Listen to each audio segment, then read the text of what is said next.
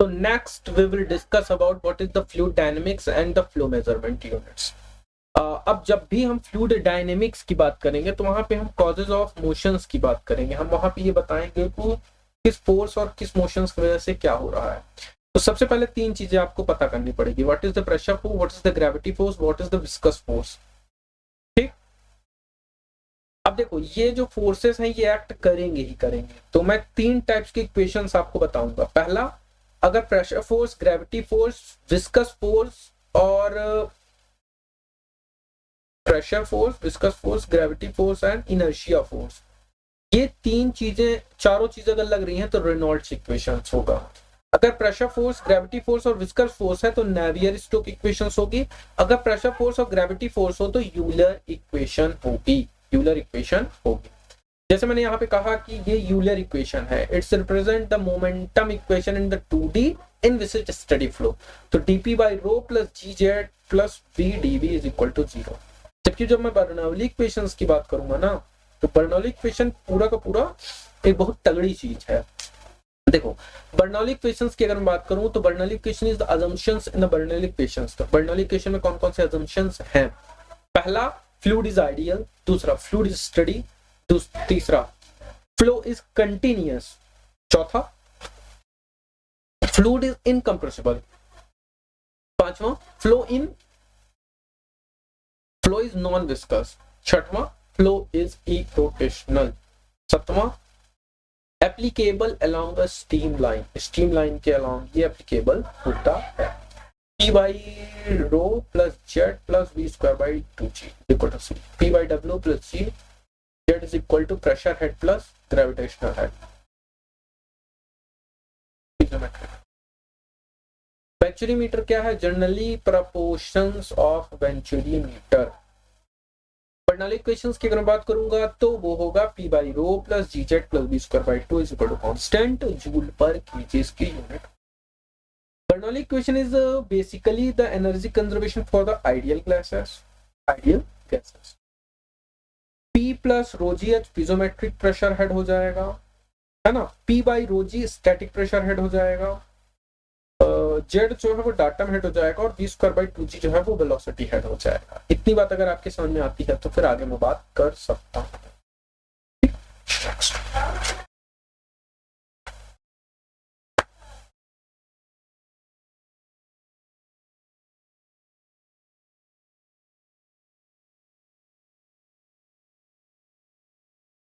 अब मैं जो बातें बताने वाला हूं वो बहुत इंपॉर्टेंट है। पहला, जिस डायरेक्शन में एनर्जी घटती है उसी डायरेक्शन में फ्लो होता है। अब जरूरी नहीं है कि जिस डायरेक्शन में प्रेशर एनर्जी घटती है उसी डायरेक्शन में फ्लो होगा। जिस डायरेक्शन में टोटल एनर्जी घटती है, जिस डायरेक्शन में टोटल एनर्जी घटती है वही उसका क्या होगा? फ्लो होगा।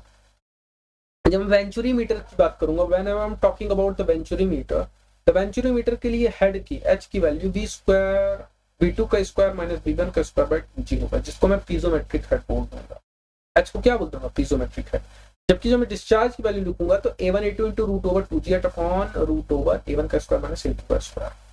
a1 a2 root over 2g h a1 का स्क्वायर माइनस a2 का स्क्वायर, जहां ये पीजोमेट्रिक हेड होगा। v1 minus v2 bye w omega या v2 का स्क्वायर माइनस v का square by 2g। H is equal to x sm by s minus 1। ये कब यूज करेंगे वो मैं बताऊं। मैग्नेटिक फ्लूइड डिफ्लेक्शंस अगर आपको दिया गया हो, if the magnetic fluid deflection is given, then H is equal to x rho sm upon sf minus 1। The angle of convergence venturimeter में क्या होता है? 21 से 22 डिग्री तक होता है, जबकि एंगल ऑफ डाइवर्जेंस जो होता है वो 5 से 7 डिग्री होता है। तो एंगल ऑफ कन्वर्जेंस 21 से 22, एंगल ऑफ डाइवर्जन 5 से 7। इन्वर्टेड मैनोमीटर्स में अगर आप चले जाओगे तो h बराबर x 1 minus sm by sf। sm जो है वो लेस देन sf होगा। q एक्चुअल जो होगा वो इक्वल टू होगा cd a1 a2 root over 2g h upon root over a1 का स्क्वायर माइनस a2 का square. cd is less than losses of count करने में डिस्चार्ज का। तो cd is equal to q actual upon q theoretical root over h minus hl upon h1। q actual a1 a2 root over 2g h minus hl upon root over a1 का square minus a2 का square. इतनी बात I hope आपके समझ में आ गई होगी। Q actual is equal to CdV into Q ideal। तो for a venturi meter CD की जो वैल्यू होती है CdV तो 0.94 से 0.98 के बीच में होती है। क्लियर। CdV की वैल्यू मैं लिख सकता हूं कोफिशिएंट ऑफ डिस्चार्ज जिसकी value root over H minus HL upon H होती है। HL जो होता है वो head loss in convergent divergent section होता है। अगर मैं ऑर्फिस मीटर की बात करूं तो orifice meter in a cheaper arrangement but have more energy losses. जो ऑर्फिस मीटर होगा वो चीपर अरेंजमेंट है पर ये एनर्जी को लॉस ज्यादा करता है। उसमें सीसी की वैल्यू जो होगी वो AC अपॉन A2 के बराबर होगी। तो क्यों मैं लिख सकता हूं CD A1 A0 upon root over A1 का स्क्वायर माइनस A2 A0 का स्क्वायर रूट ओवर 2 किया। A1 pi by 4 D square A0 pi by 4 D0 का स्क्वायर D0 जो diameter of orifice.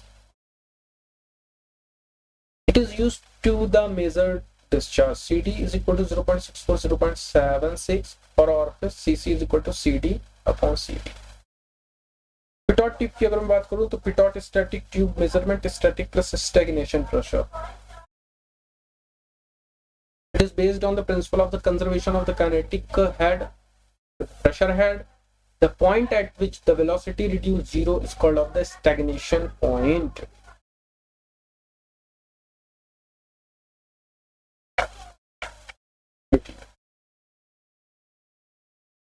Application of the pitot tube in pipe B1 root 2 GH H is equal to X SM by S minus 1। SM जो है relative density of manometer fluid है, S जो है वो relative density of the fluid है, following fluid है।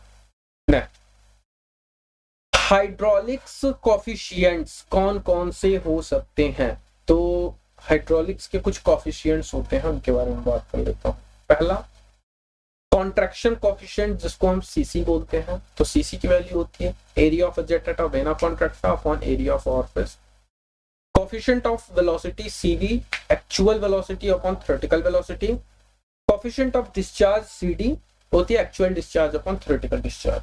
तो कुल मिला के जो बात हो रही है वो एक्चुअल डिस्चार्ज QAC की बात हो रही है और थ्योरेटिकल डिस्चार्ज QTH की बात हो रही है। डिवाइस एंड इट्स यूजेस, कुछ डिवाइस होती हैं और उनके यूजेस क्या क्या है वो देखो। वेंचुरी मीटर का क्या यूज है? रेट ऑफ फ्लो नापने के लिए। फ्लो नोजल्स का क्या यूज है? रेट ऑफ फ्लो नापने के लिए। ऑर्फिस मीटर का क्या है? रेट ऑफ फ्लो नापने के लिए। बेंड मीटर का क्या है? रेट ऑफ फ्लो नापने के लिए। रोटोमीटर का क्या है? रेट ऑफ फ्लो नापने के लिए। पिटॉट ट्यूब का क्या है? वेलोसिटी नापने के लिए। Hot wire anemometer air and gas velocity नापने के लिए। और करंट मीटर जो है वेलोसिटी इन ओपन चैनल नापने के लिए यूज होता है। तो ये कुछ फॉर्मूलेज हैं जिनको मैं CD is equal to CC into CV बोल सकता हूँ। वर्टेक्स फ्लो क्या होता है? Flow along a curved path is called the vortex flow, जहां पे मैं V theta is proportional to 1 upon R लिख सकता हूँ। फ्री वर्टेक्स के केस में हमें टॉर्क की रिक्वायरमेंट नहीं होती, VR जो है वो कांस्टेंट होता है, जबकि फोर्स वर्टेक्स में हमें टॉर्क की रिक्वायरमेंट होती है और V की वैल्यू R ओमेगा के बराबर होती है। यहाँ जो V थीटा है वो प्रोपोर्शनल R है, जबकि फ्री वर्टेक्स में V थीटा जो है 1 अपॉन R होता है।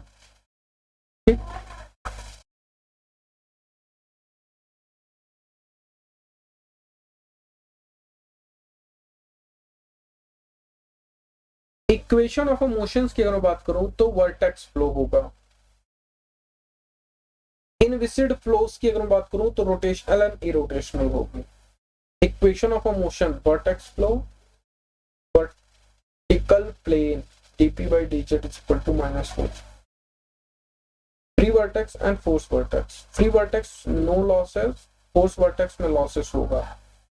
तो फ्री वर्टेक्स में हम लोग बर्नौली इक्वेशंस लगा सकते हैं, लेकिन फोर्स वर्टेक्स में हम लोग बर्नौली इक्वेशन नहीं लगा सकते। अब viscous flow of the incompressible fluid, Reynolds number बता दो। रेनॉल्ड्स नंबर क्या होता है? ठीक है ना। अब देखो, just wait minute guys, I will come.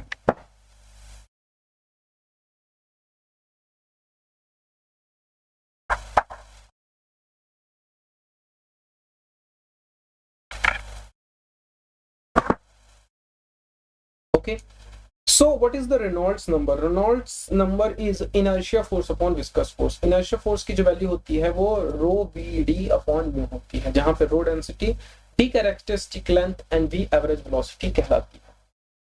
The nature of flow according to the Reynolds number and the pipe and open channel flow. देखो सिंपल सी बात है यार, फ्लो कंडीशन क्या है, पाइप का फ्लो क्या है, ओपन चैनल फ्लो में क्या होता है. देखो लैमिनार फ्लो के लिए रेनॉल्ड्स नंबर की वैल्यू लेस देन 2000 होती है, ओपन चैनल फ्लो के लिए रेनॉल्ड्स नंबर की वैल्यू लेस देन 500 होती है. ट्रांजिशन फ्लो के लिए रेनॉल्ड्स नंबर की वैल्यू 2000 और 4000 के बीच होती है, जबकि ओपन चैनल फ्लो में 500 से 1000 के बीच होती है. टर्बुलेंट फ्लो में रेनॉल्ड्स नंबर की वैल्यू 4000 होती है, जबकि ओपन चैनल फ्लो में 1000 होती है. ठीक. एंट्रेंस लेंथ क्या होती है? What do you mean by the entrance length? देखो एंट्रेंस लेंथ एल होती है. The length of the pipe from the entrance up to the point where the flow attached fully developed velocity profile are which remain unrealized beyond known as the entrance length. Entrance length का simple सा मतलब है कि suppose करो आपके pipe में कोई flow हो रहा है और पाइप के उस पॉइंट से जहां से वेलोसिटी फ्लो हो रही है वहां से उस पॉइंट तक जहां फ्लो फुल्ली डेवलप्ड हो गया है वहां तक की लेंथ जो होती है वो एंट्रेंस लेंथ कहलाती है. We are entering in the losses in pipe हम लोग थोड़ा बाद में पढ़ेंगे. अभी हम लोग पढ़ेंगे रिजर्वायर का कॉन्सेप्ट नहीं पढ़ेंगे, हम लोग रियल फ्लो की बात कर रहे हैं. रियल फ्लो में हम लोग हर एक चीज की बात करेंगे.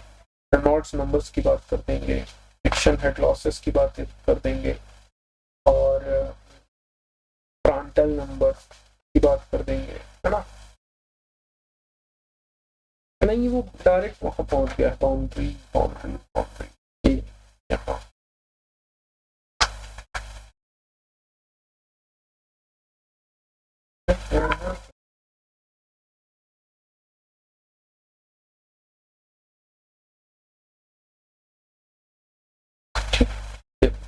तो हम लोग अब जो बातें करने वाले हैं वो है एक्सटर्नल फ्लो. एंट्रेंस लेंथ या नहीं एक्सटर्नल फ्लो नहीं है, इंटरनल फ्लो ही है, पाइप का फ्लो है. बशर्ते अभी तो ये वाले फॉर्मूले इसके साथ डेल्टा पी 32 में भी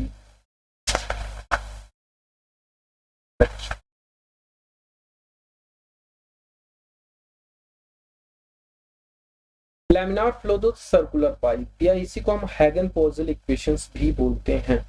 इसके 2-3 फॉर्मूले हैं जो बहुत इंपॉर्टेंट होता है. पहला यू मैक्स का, दूसरा क्यू का, तीसरा डेल्टा पी का. तो सबसे पहले हम लोग शेयर स्ट्रेस की बात कर लेंगे, उसके बाद इसका वेरिएशन कैसे होगा. देखो एट सेंटर पॉइंट पर शेयर स्ट्रेस जो है भैया वो हो जाएगा 0, एट अ मैक्सिमम हो जाएगा वॉल पर. Point to be remember, above equation is valued of the steady and uniform flow. The maximum value of the stress occurred at R is equal to capital R. In laminar flow, the shear stress internally due to the viscous actions. The velocity distributions कैसा होगा? तो R is the distance measured from the axis. तो U is equal to 1/4 mu minus dp upon dx. R square, capital R square minus small r square. At a center, small r is equal to 0.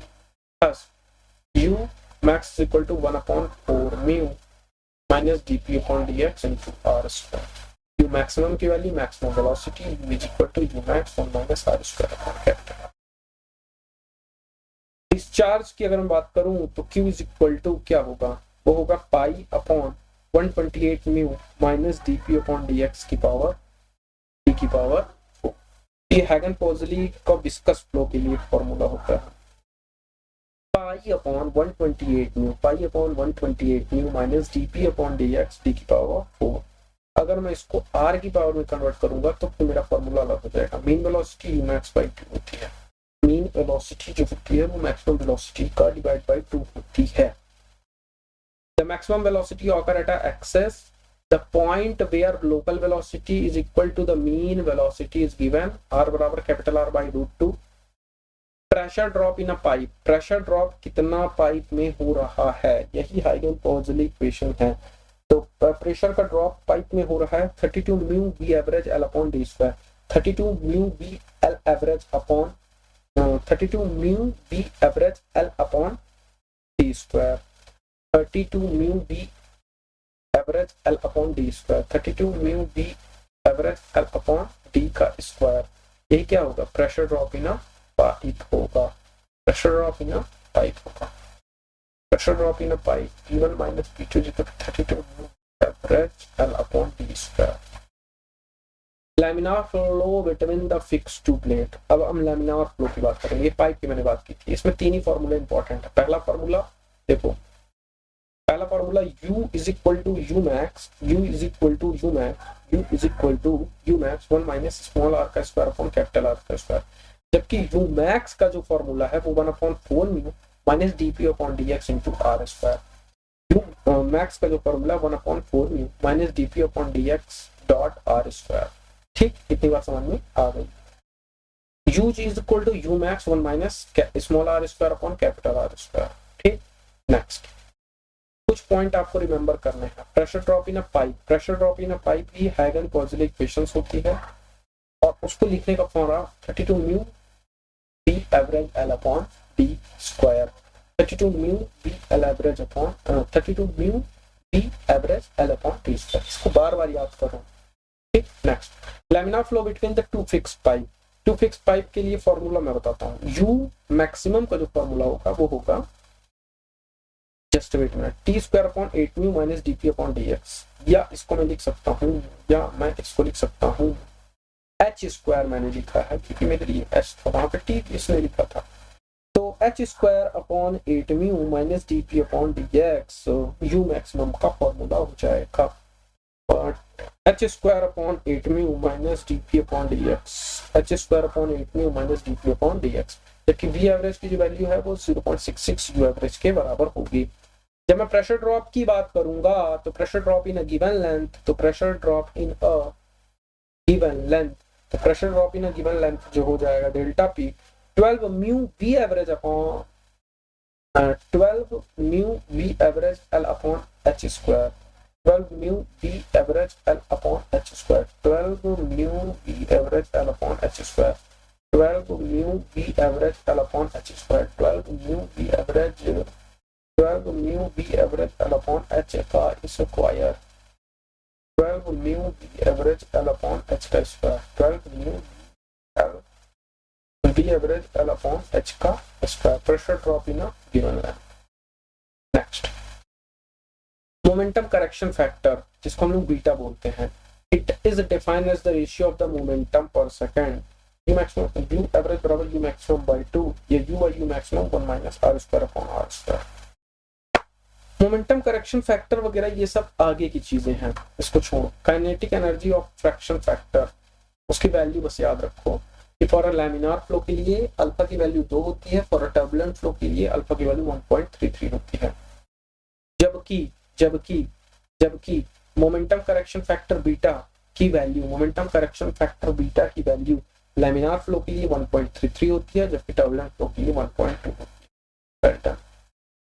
Flow through a pipe, pipe द्वारा flow, इसमें Darcy Weisbach equation FLB square upon 2GD, FLB square upon 2GD, Darcy Weisbach equation FLB square upon 2GD। Darcy Weisbach equation जो होती है वो 2FLB square by 2GD होती है, जहां L जो है लेंथ ऑफ पाइप है, D जो है वो डायमीटर ऑफ पाइप है, V जो है वो mean velocity of the flow है, F जो है फ्रिक्शन फैक्टर है, HF जो है वो head loss due to friction है, head loss due to friction है।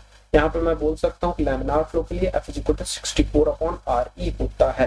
पहली बार तो डार्सी-विज़बैक इक्वेशन जो होता है FLB square upon 2GD, FLB square upon 2GD होता है, जहाँ पे फ्रिक्शन फैक्टर जो वैल्यू होती है वो 0.02 से 0.04 फॉर मेटल्स के लिए होती है। For laminar flow F is equal to 64 upon RE। कुछ पॉइंट रिमेंबर करना है। Friction factor is directly proportional to diameter of pipe, head loss is inversely proportional to the fourth power of the diameter। Next turbulent flow, turbulent flow के लिए F is equal to 0.316 upon RE की power 1/4, 0.316 upon RE की power 1/4, 0.316 upon RE की power 1/4। ये turbulent flow का formula होता है, याद रखना है। Point to be remember, friction factor is proportional to diameter of a pipe power 1/4 and head loss is proportional to 1 upon diameter की पावर 19/4.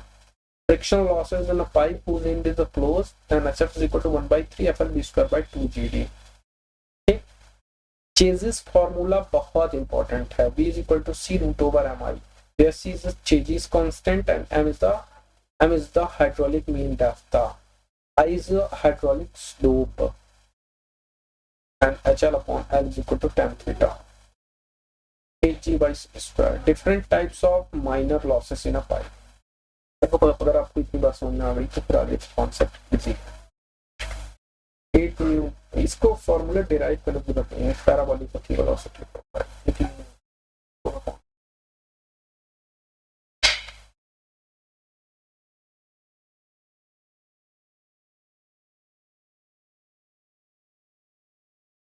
हम लोग बात करेंगे लॉसेस इन अ पाइप.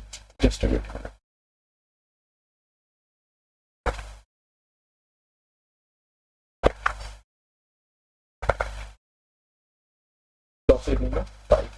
देखो लॉसेस दो ही टाइप्स के हो सकते हैं, या तो माइनर लॉसेस हो सकते हैं या तो मेजर लॉसेस हो सकते हैं. मेजर लॉसेस के लिए जो एप्लीकेबल है वो फ्रिक्शन है. अब जहां भी फ्लूइड सरफेस पे छोड़ेगी वहां पे फ्लो सेपरेशन तो होगा ही ना. तो जब मैं HL का फॉर्मूला लिखता हूँ वो लिखता हूँ क्या, FLV square by 2GD, FLQ square upon 12.1 d की power 5, FLB square upon 2GD, या तो FLQ square upon 12.1 d की पावर 5. ठीक. अब देखो सडन एक्सपांशन की अगर मैं बात करूं, losses due to the sudden expansion. Sudden expansion का सिंपल सा मतलब है इस छोटे एरिया से पहले आपका फ्लूइड फ्लो हो रहा था वो डायरेक्ट लार्ज एरिया में आ गया, सडन एक्सपांशन हो गया. उसकी वजह से जो HL हेड लॉस होगा वो होगा V1 square by 2G 1 minus A1 by A2 का होल स्क्वायर. A1 क्या है, इनलेट एरिया है. A2 क्या है, exit area. Inlet and exit area. जबकि मैं HL को V1 square minus V1 minus V2 का होल स्क्वायर अपॉन 2G लिख सकते हैं. V1 माइनस V2 का whole square upon 1 minus V2 का होल स्क्वायर अपॉन 2G लिख सकते हैं. तो HL जो हो जाएगा वो V1 का स्क्वायर अपॉन 2G, तो 1 माइनस A1 A2 का होल स्क्वायर. तो different type of minor losses in a pipe. Losses due to the sudden expansion. Losses जो हो रहा है वो सडन एक्सपांशन. V1 का square by 2G 1 minus A1 by A2 का whole square. Point to be remember, कुछ point आपको remember करने हैं. For a sudden expansion the optimum ratio of the diameter of the pipe so that the pressure loss is minimum, so the d1 dt is equal to 1 upon root 2. losses due to sudden contraction के कारण HLC क्या होगा, BC minus V2 का whole square upon 2G, या V2 का square upon 2G BC minus V2 minus 1 का square, या मैं इसी को लिख सकता हूँ V2 का square by 2G A2 by AC minus 1 का स्क्वायर, या V2 का square by 2G 1 upon CC minus 1, जहां CC की वैल्यू V2 माइनस BC के बराबर है. CC is not as given. अगर CC की वैल्यू नहीं दी है तो 0.5 मान लो. Losses of the exit of the pipe, losses at the pipe entrance, pipe bend and pipe exit, तीनों के अलग अलग होंगे. जब मैंने कहा losses at exit of the pipe, तो losses of exit of the pipe V square by 2G direct, V square by 2G. losses of entrance of the pipe, losses of the entrance of the pipe V square by 4G, losses of the entrance of the pipe V square by 4G, losses of the entrance of the pipe V square by 4G, V square by 4G, V square by 4G, losses of entrance of the pipe V square by 4G, losses entrance of the pipe V square by 4G, losses due to the pipe bend, pipe bend के कारण जो loss होगा KV square by 2G, K जो है वो coefficient of bend है, K जो है वो कोएफिशिएंट ऑफ बेंड है. अगर मैं एनर्जी की बात करूं तो E1 is equal to E2 plus losses, मतलब दो लॉसेस हो सकते हैं, या तो माइनर लॉसेस होगा या तो मेजर लॉसेस होगा. अब देखो minor losses and major losses की मैं बात कर चुका हूं. माइनर लॉसेस में sudden expansion, sudden contraction, losses due the pipe bend, losses due the pipe entrance, और एनर्जी जो होगी वो energy E2 plus losses. Major losses तो माइनर लॉसेस हो जाएगी. आई होप इतनी बात आपको समझ में आ गई होगी. Losses due to the pipe bend मैं बता चुका हूं KV स्क्वायर बाय 2G होती है. 3-4 टाइप की लाइंस होती हैं जिसको मैं हाइड्रोलिक ग्रेडियंट लाइन HGL या टोटल एनर्जी लाइन TGL बोल सकता हूं। देखो हाइड्रोलिक ग्रेडियंट लाइन जो होती है वो पीजोमेट्रिक हेड को आपस में ज्वाइन करके बनाई जाती है, जबकि जो टोटल एनर्जी लाइन है वो बनाई जाती है, it's joins the total energy head at various point. जो पीजोमेट्रिक हेड होता है P/W + Z at a various point, है ना, its joins piezometric head P/W + Z at a various point. Total energy line, its joins the total energy head at a various point. Now, P/W + Z plus B²/2g. P/W + Z plus B²/2g. P/W plus Z plus B²/2g. P/W plus Z plus B²/2g. P/W plus Z plus B²/2g। कितनी बात I hope आपके समझ में आ गई होगी। Point to be remember, HGL is always parallel to lower than TL। HGL जो होगी वो पैरेलल और लोअर होगी किसके, TEL के। Hydraulic gradient line P/ρg + Z line joining पीजोमेट्रिक pressure है। टोटल एनर्जी लाइन जो होगी line joining the total energy head P/ρg + Z plus B²/2g।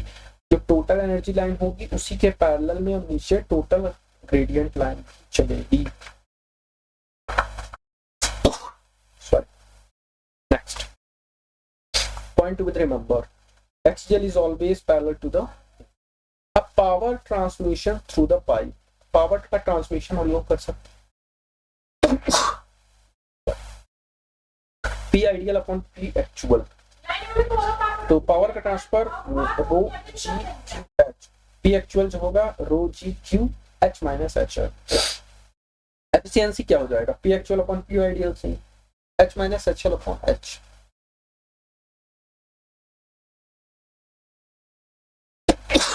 Siphon action of a pipe, siphon का क्या प्रिंसिपल है, देखो a pipe which rises above the hydraulic grade line have the negative pressure and it's known as the siphon। देखो siphon कुछ नहीं है, siphon is nothing but the if the any line is above the hydraulic gradient line and it will be produce the negative pressure, these type of pipe that will produce the negative pressure is called of the siphon।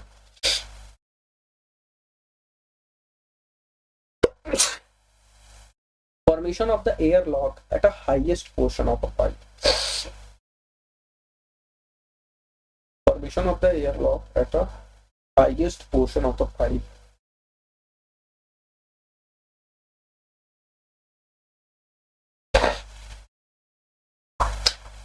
Formation of the airlock at the highest portion of the pipe।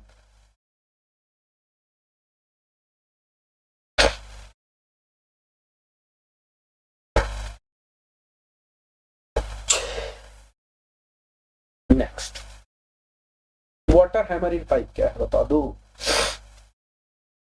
एक parallel और series combination भी आता है, उसको मैं आगे discuss करूंगा।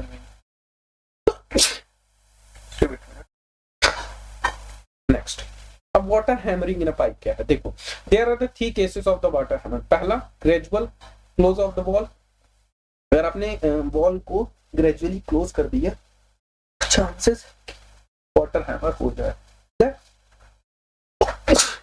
Sudden close of the valve and the pipe is rigid, मैंने वॉल को सडनली क्लोज किया and that's why the reason the